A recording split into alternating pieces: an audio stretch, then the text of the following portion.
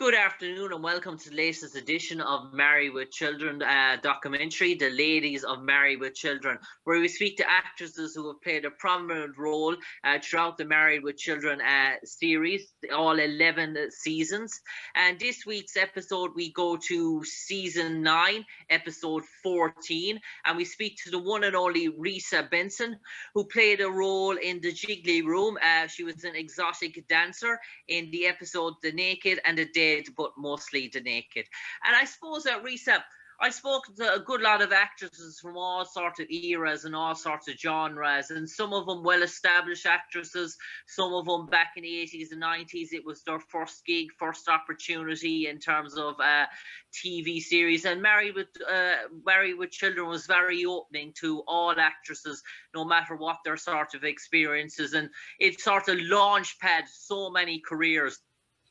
From Denise Richards to Tiffany Thiessen, they all made their starts, Brandy Ladeford, they all made their starts in Married with Children. For you at the time, back in the early 80s and the early 90s when your episode was released, was that the case? Were you an established star, or were you making your way? Was it one of your very first appearances? It was one of my early appearances. I am from New York, and I was out in LA with my then agent, and this was one of the opportunities. It was a huge show back then. It's still a very huge show in reruns, and to be associated with it was an incredible opportunity. And even though it was on what you would call network television right now, to play a stripper, if you will, I actually, back then, I was very young, called my parents and said, "What do you think?" And they said, "It's network television, you'll be fine." And so it was an incredible opportunity at the time. Yeah, and I suppose that's a important thing to say. It was network television, and you were sort of a young actress, I suppose, probably in your early 20s, I imagine, at that sort of stage. And I suppose it's... Yes. And I suppose that you didn't want to give away there, but at the age, but I suppose it was a sort of a daunting experience, I suppose, in terms of knowing that an awful lot of friends, family, loved ones would probably see you in that sort of light. Although you're acting, you're playing a sort of role. I suppose it's nervous at one thing, but I suppose to be associated with a name like Married with Children and the credits that comes along with it in terms of your CV and a resume, I suppose it's an opportunity you couldn't really pass down.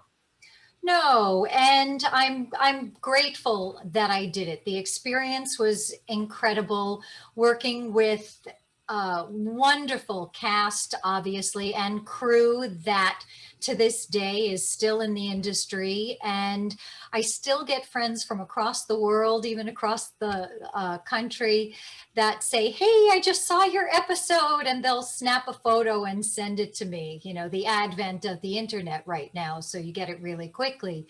But to have done it back then was a no-brainer, really. But just because of the content and the perception of the potential content, I did want to run it past my parents, and pointing out that it is network television, you go, "Oh yes, no problem," because it's very different, obviously, than what cable is right now.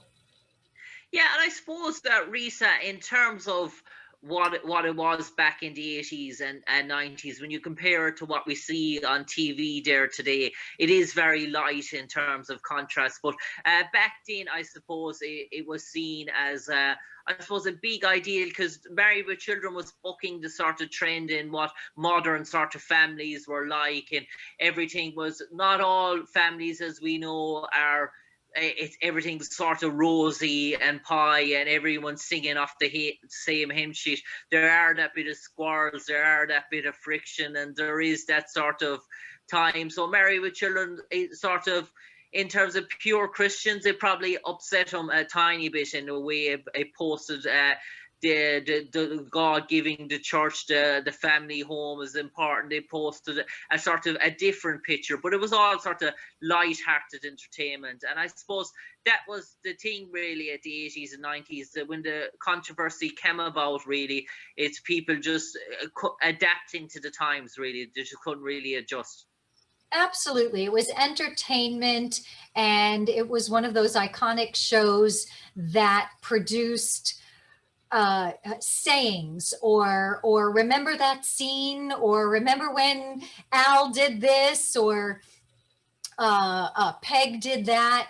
And there's still reference. It was an iconic show. I even can equate it in its iconicism, if you will, iconic realm, to It's All in the Family. It's in its day. And it was groundbreaking, and it lasted a very long time. As you mentioned, it made a lot of stars, and I'm grateful that I'm associated with it, because it was entertainment at its best.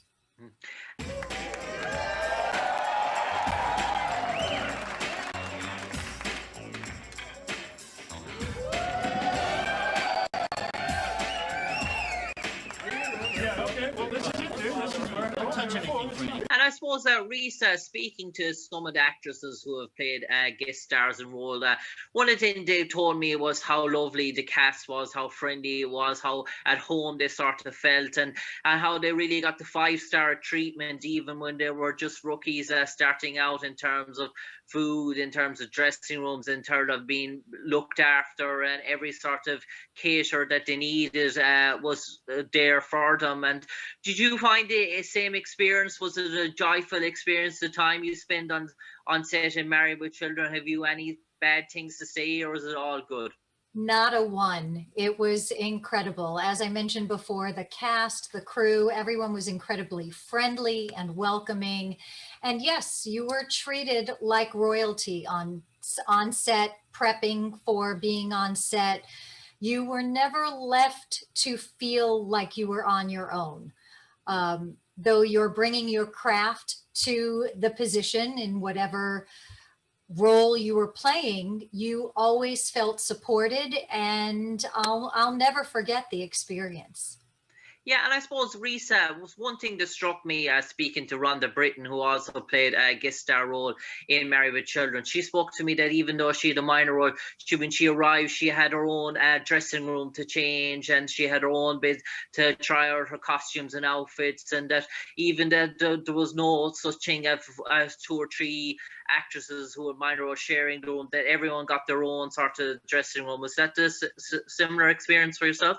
Exactly. And you had your own crew as well, taking care of your makeup, taking care of your hair, your wardrobe, and you were part of the cast. It was a spectacular experience. So yes, she's right on, and I follow suit. And I suppose, Risa, in terms of the wardrobe, when you saw did you have a choice of outfits, or was that outfit sort of selected for you? And what was your first take when you saw the outfit? Was it a bit of butterflies in your sort of stomach, a bit of sort of nervous sort of tension in terms of how this will come across for you, or was there a sense of excitement and that's a bit of what's the sort of word, sexiness in the air, I suppose, when you saw the outfit? Did you sort of feel comfortable? Did it sort of what's the word I'm trying to think of? Did it almost feel like trendy? Did you feel at ease when you saw the wardrobe? Well, I knew from the script what to expect. Okay.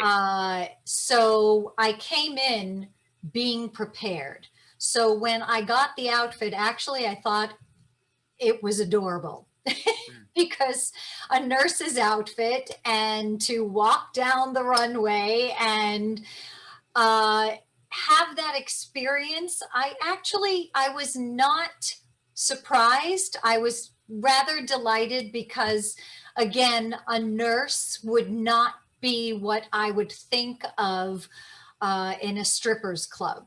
So the opposition to that particular role was delightful. So I enjoyed it very much. I was not particularly nervous or concerned for what the outfit was. Again, it was network television, and essentially it was like wearing a bathing suit.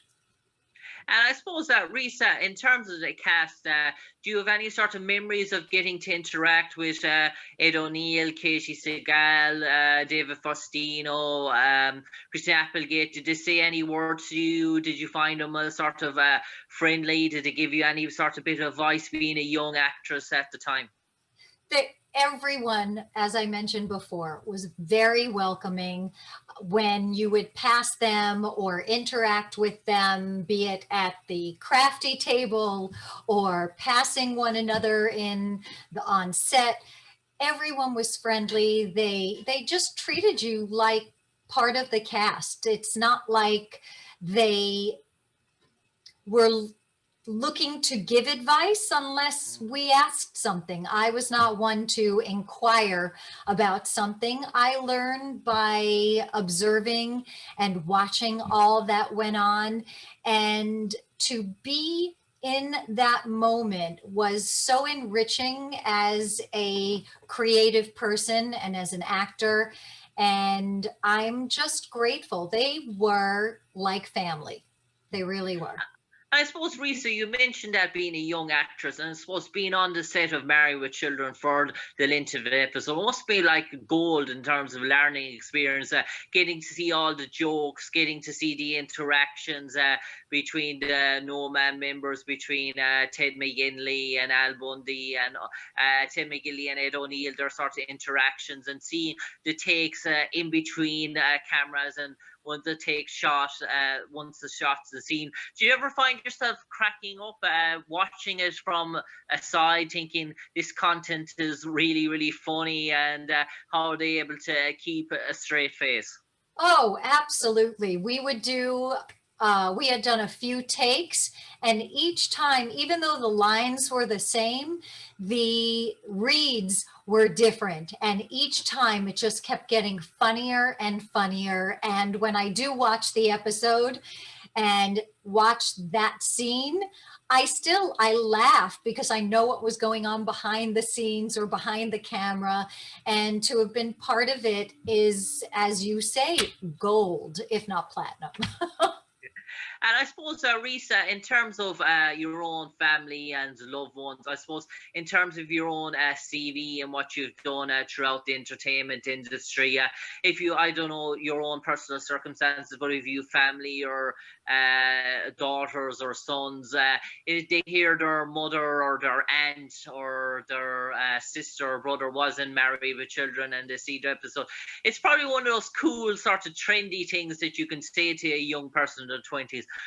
Oh, I've been on Married with Children, or I've been on that sort of thing. And they're like, really? And what was it like? I suppose you probably get asked an awful lot of questions probably about Married with Children, I guess, episode, probably more than an hour and a half feature film that you were probably on, where you were probably to say over 200 lines. You're absolutely right, because again, it's such an iconic place in television history that even when people hear it now, what? Oh my gosh, tell me what episode, etc. They just, it's part of American folklore, American iconic television, and those people still live in our hearts in those roles, and past whatever roles they play now. You still refer back to that first time that you saw them in that series, and boy, am I so grateful to have been part of it, and that my parents said yes. Go do it. It's network television. And I suppose in terms of that, I suppose as a as a probably a parent yourself now, I suppose if an opportunity like Married with Children came around again, I suppose you would be encouraging your own young ones to experience that sort of an adventure. But there hasn't been anything really like Married with Children in terms of it in the decades sort of since. And do you think that's the reason why people looked at something that spanned 11 seasons that was so successful and said, right, if we try and take a reboot of this, or we try and go another direction, people are just going to compare it to the original and slate it? So to say is once something's not broken, don't try and fix it. And I suppose that's the concept with Married with Children, that it's good that just people, producers, directors, dare not to touch it in case they don't live up to its predecessor. Agreed. You don't want to touch what's already perfect. So now, and also back then, there were only 3. This was the 4th network, you know, with cable and the internet and so many other venues and ways to watch content. Everyone is not focused on one particular type of program or one particular program, though there are spectacular opportunities right now. I don't know if you're familiar with, sorry to say, Schitt's Creek on Netflix. Spectacular, very dysfunctional family and so funny, but a completely different format, and yet it still harkens back to that dysfunctional family that is incredibly endearing and entertaining and all encompassing. So I don't know that we'll ever be able to top Married with Children or redo it. Definitely, I say don't do that. But there are other programs that can entertain along those lines, but being that there's so much out there, it wouldn't be as focused as it was back then, or that feeling that it was so focused back then. I suppose, Risa, I normally sort of finish off with this sort of question, but I'm going to change it in terms of your character now. Obviously, I normally would finish off to describe your character in 2 sentences if there was a Married with Children encyclopedia sort of such. But I'm going to change the question to actually ask you, if in terms of, if you could describe in 2 sentences what it's like to be part of an iconic franchise in terms of Married with Children, and what sort of opportunities did it open up for you in terms of your career? Experience was the grateful aspect, being part of that program. To be associated with an iconic program such as Married with Children is something I will take with me throughout my life and my career. On that note, Risa Benson, an absolute pleasure talking today to relive your memories of your time in Married with Children in the season 9, episode 12, The Naked and the Dead, and mostly The Naked, where you played a nurse or stripper role, an exotic dancer, the correct sort of title.